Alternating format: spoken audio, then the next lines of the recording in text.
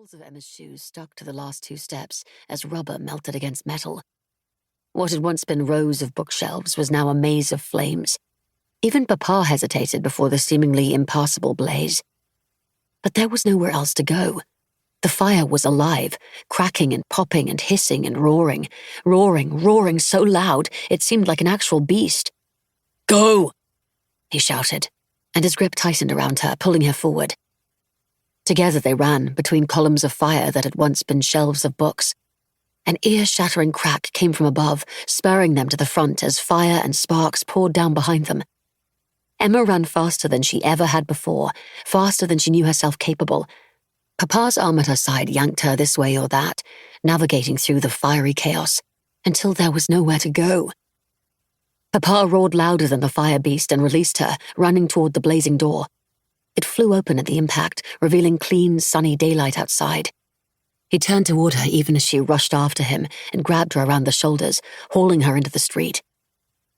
Emma gulped in the clean air, reveling in the cool dampness washing into her tortured lungs.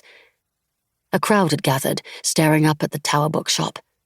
Some came to Emma and Papa, asking in a frenzy of voices if they were hurt. In the distance came the scream of emergency sirens.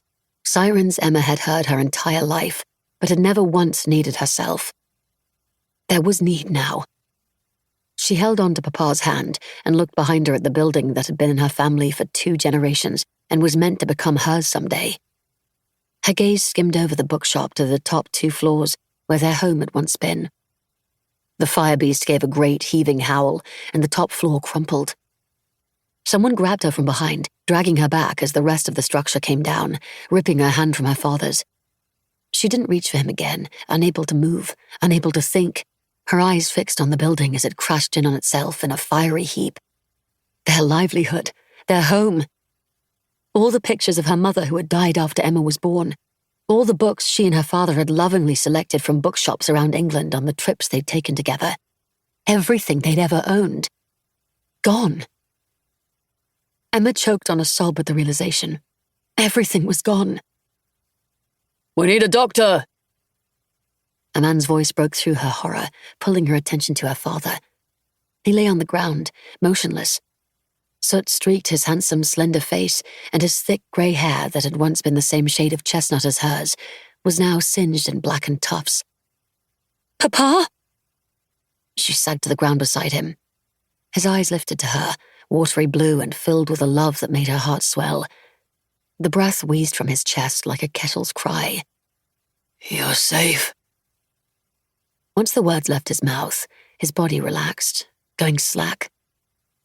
"Papa?" Emma cried. This time his eyes did not meet hers. They looked through her, sightless and empty. She shuddered at how unnatural he appeared, like her father and yet not like her father. "Papa?" The wailing sirens were still too far off. "I'm a doctor." A man knelt on the other side of her father. His fingers went to Papa's blackened neck, and the man's sad brown eyes turned up to her. "I'm sorry, love. He's gone." Emma stared at the man, refusing to believe her ears, even as she saw the truth. It had always just been Emma and her father, the 2 of them against the world, as Papa used to say. They read the same books to discuss together. They worked every day at the bookshop together, friends and colleagues as much as they were father and daughter. Once Emma had completed her schooling, she'd even travelled with him, curating books like the first editions they were still waiting on to arrive from Newcastle. Now that beautiful light that shone in his eyes had dulled. Lifeless. It was no longer Papa and her against the world. He was gone. Their shop was gone. Their home was gone. Everything she knew and loved was gone. 1. Nottingham, England. August, 1939. Emma Taylor hugged the first edition copy of Alice's Adventures in Wonderland against her chest and strode determinedly down Pelham Street, finally arriving at the pawn shop. The book was one of the precious 5 delivered from Newcastle a month after her father's death. 8 years had passed since then, just after the shop burned down.